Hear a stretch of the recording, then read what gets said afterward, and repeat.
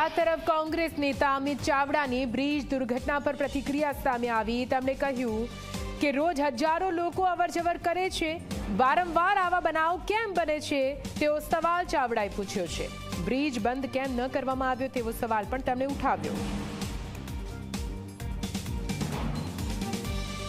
આણંદ અને પાદરાને જોડતો જે મુખ્ય માર્ગ છે તેનો બ્રિજ છે જે આજે ધરાશયી થયો છે ને જેને લઈને કોંગ્રેસના વિરોધ પક્ષના નેતા અમિત ચાવડા આપણી સાથે જોડાયા છે। તેઓની સાથે સીધી ચર્ચા કરીશું। સર, આ જે બ્રિજ જોડાયો છે ને જેમાં 9 લોકોના જે મોત થયા છે તેવો આંકડો પણ સામે આવ્યો છે, આપ શું કહેવા માંગો છો? આજે આણંદ અને વડોદરા જિલ્લાને જોડતો જે મુખ્ય બ્રિજ છે ગંભીરા બ્રિજ એ આજે વહેલી સવારે તૂટવાના સમાચાર મળ્યા। વહેલી સવારથી બંને જિલ્લાના વહીવટીતંત્ર સાથે વાત પણ કરીને બચાવ કામગીરી ઝડપથી થાય એ માટે રજૂઆત પણ કરી હતી। આજે જે સમાચાર મળી રહ્યા છે 5 કરતાં વધારે લોકોની ડેડ બોડી મળી છે અને બાકીની શોધખોળ હજુ ચાલુ છે।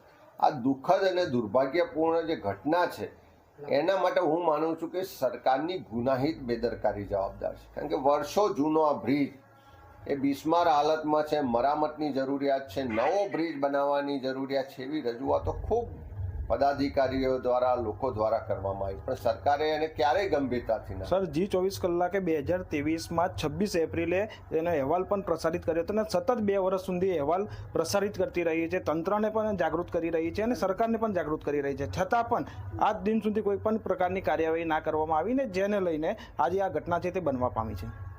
આ બ્રિજ એકલો નહીં પણ ગુજરાતમાં ઘણા બધા એવા બ્રિજ છે જે વર્ષો જૂના બન્યા છે, નવા બન્યા છે એ પણ હલકી ગુણવત્તાના બન્યા છે અને એટલા જ માટે અમે છેલ્લા 3 વર્ષમાં જે પણ બ્રિજ તૂટવાની ઘટનાઓ બની ત્યારે સરકારને લેખિતમાં પ્રેસ કોન્ફરન્સ કરીને માગણી કરી હતી કે આખા ગુજરાતમાં જેટલા પણ બ્રિજ અને આવા સ્ટ્રક્ચરો છે જેના પરથી લોકોની મોટા પ્રમાણમાં અવરજવર છે તમામનું સેફ્ટી ઇન્સ્પેક્શન થવું જોઈએ, એ તમામનું ઓડિટ થવું જોઈએ અને એની જે ચકાસણી કરીને જે ભયજનક હોય એવા સ્ટ્રક્ચરોની જાહેરાત થવી જોઈએ।